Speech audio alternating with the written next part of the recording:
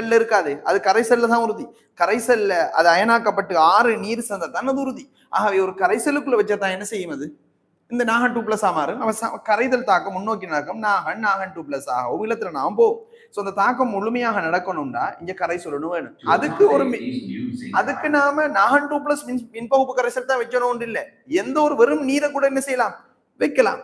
நாகன் 2+ வச்சால் வேகமாக ஸ்டெபிலிட்டி நடக்கும், வேகமாக அந்த தாக்கம் நடக்கும். இன்னமும் தொடர்ந்து அந்த தாக்கம் ஸ்டேபிள் ஆகிறது சமநிலை குயிக்காக நடக்கும். அதனால மின்னோட்டம் நல்லாக போகும். Now the electrons flow through the circuit, generating electricity, and the copper ions receive them. Right.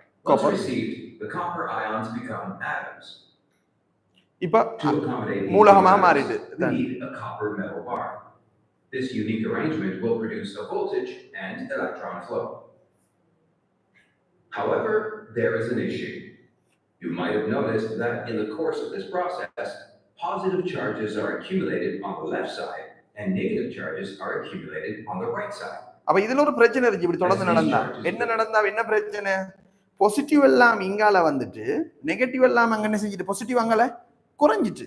So அங்க பாசிட்டிவ் கூடவா இருந்தா தான் இலத்திரன் இங்க போகும், அங்க இருக்கிற சார்ஜ் வந்து என்ன செஞ்சுட்டு போகும்.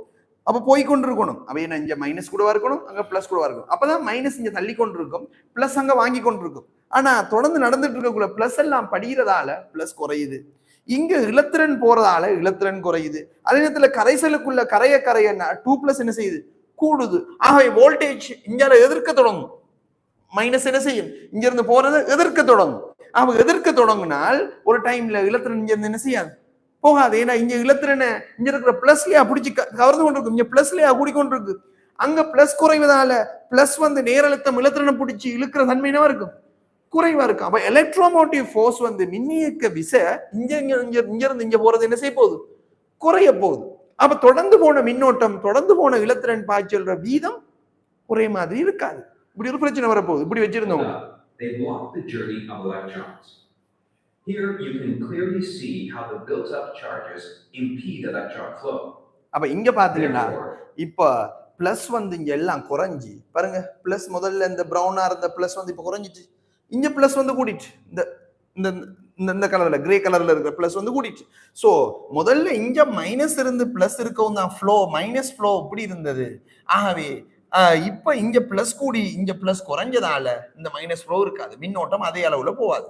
Proper measures must be undertaken to ensure that the electron flow is continuous. So தொடர்ந்து flow நல்லா இருக்கணும். A simple solution for this is a salt bridge. அப்ப இதுக்கு ஒரு உப்பு பாலத்தை இணைப்பது. With a lot of Na+ and Ci- ions inside. அப்ப உப்பு பாலம் என்பது உப்புக்களை கொண்டது. சிம்பிளா உப்புன்றது இப்படி வெச்சு கொள்றது. ஆனா NaCl போடுறல நாம என்னத போடுறோம், KCl ammonium nitrate ammonium chloride தான் நாம போடுறது, KNO3. ஏன்னா அவைதான் உயர் வேகம் உயர் கரைதிறனை கொண்டது. This bridge is blocked at both ends with copper material. However, this copper material is capable of conducting the Na+ and Ci- ions. If the charge outside of the salt bridge is positive, then negative ions will get out, and vice versa. What exactly happens when the salt bridge is introduced in between the chambers? The excess positive charges on the left side will obviously attract the negative ions inside the salt bridge. These ions will leak out and neutralize that region. பாத்தீங்களா? அப்ப இப்படி salt bridge போட்ட உடனே minus எல்லாம் என்ன செய்யுது, minus நோக்கி போகுது. இந்த மைனஸ் குறையுது, மைனஸ் சமநிலைக்கு வேண்டிய மைனஸ் எல்லாம் இங்கல வர, பிளஸ் எல்லாம் என்ன செய்யுது இங்கல போகுது. ஆகவே தொடர்ந்தேர்ச்சியான மைனஸ் ஃப்ளோ இப்படியே போக பிளஸ் ஃப்ளோ இப்படியே போக மின்னோட்டம் இப்படியோ போய் கொண்டிருக்கும். அப்ப தொடர்ந்தேர்ச்சியான மைனஸ் இந்த நகர்வுக்கு இந்த உப்பு பாலம் தொடர்ந்து பங்களிப்பு. பிளஸ்